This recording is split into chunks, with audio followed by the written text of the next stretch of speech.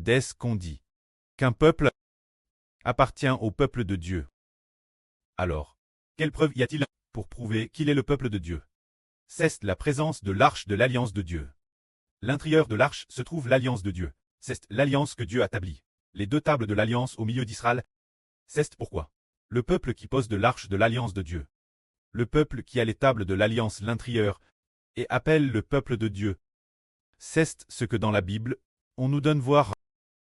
Et tout le peuple d'Israël, déesse que l'endroit où se trouvait l'arche, tout le monde savait que c'était elle au résidait éternel. L'époque de Mose. L'arche porte sur l'épaule. Et ils ont marché pendant 40 ans. Plus tard, Josué a conduit un groupe de prêtres pour porter l'arche jusqu'au pays de Canaan. Finalement, après quelques centaines d'années, après une très longue période, par la suite, un homme nommé David a apporté l'arche Jérusalem. Ainsi, l'arche initialement Jérusalem dépose dans la tente que David avait dresse. Elle y reste peut-être quelques décennies, jusqu'à ce que le fils de David, Salomon, finisse de construire le temple. L'arche a alors été retirée de la tente de David, pour entrer sortie, et place dans le temple construit par Salomon. Le temple construit par Salomon existe pendant environ peut-être 400 ans. Ainsi, l'arche reste dans le temple pendant 400 ans. C'est ainsi que, depuis que l'arche entre dans la tente de David, la tente construite par David, puis entre dans celle de Salomon. Dans ce temple où elle a été introduite, l'arche reste dans la tente construite par David, ou bien sous le règne de Salomon. Pendant la période du temple construit, le trône de David n'a jamais été ébranlé.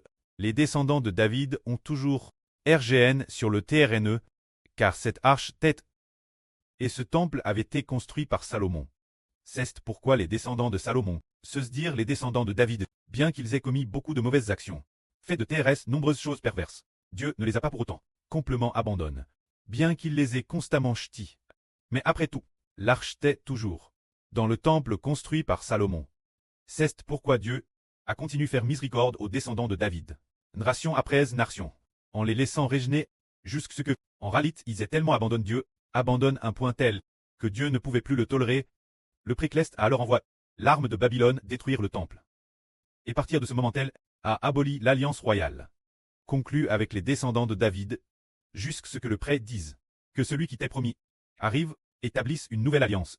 Une fois que le fils promis qui revenait le trône de David est apparu, il a remis le trône ce fils est le Seigneur Christ. Ce soir, le frère Ashbert a dit plusieurs reprises, l'arche de l'alliance de Dieu. Maintenant nous comprenons que l'ancienne alliance a effectivement établi l'arche, mais l'arche de la nouvelle alliance n'est pas. Elle ne doit pas être faite de ce bois de cèdre ou construit en bois d'acacia. L'arche de l'alliance du Nouveau Testament est faite du corps humain. Il y a le corps d'un homme, qui devient l'arche de l'alliance. Les corps de tous les frères et sœurs deviennent le temple. Les deux esprits l'intérieur de cette personne symbolisent les deux tables de l'alliance. Ainsi, le frère Ashbert est comme l'arche de l'alliance. Celui qui projette l'alliance, et qui revoit aussi l'alliance de Dieu, est tout comme l'arche de l'alliance, frères et sœurs, deviennent les gardiens de l'arche.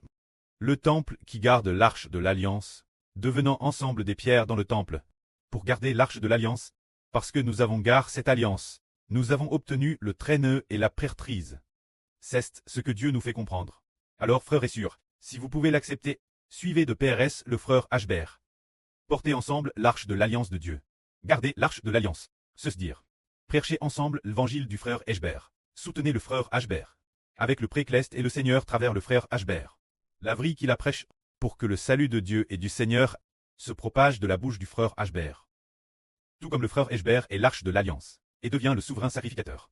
Qu'en est-il des frères et sœurs? Ils gardent aussi cette alliance ensemble, et soutiennent ensemble la vraie prêche par le frère Ashbert. Soutenir cette vraie, n'est-ce pas soutenir le frère Ashbert en tant que personne? Non seulement soutenir le frère Ashbert personnellement, mais c'est surtout soutenir le Saint-Esprit qui habite en lui, l'Esprit du précleste Jéhovah et du Seigneur Christ. Si nous faisons ainsi, de la même manière que le frère Ashbert est devenu roi, faisant alliance pour devenir roi, et faisant alliance pour obtenir le royaume, alors que n'est-il des frères et sœurs, comment ils deviennent aussi ensemble le temple dans le royaume, et deviennent aussi ensemble roi et prêtre. Que la gloire soit au prêtre et au Seigneur. Amen.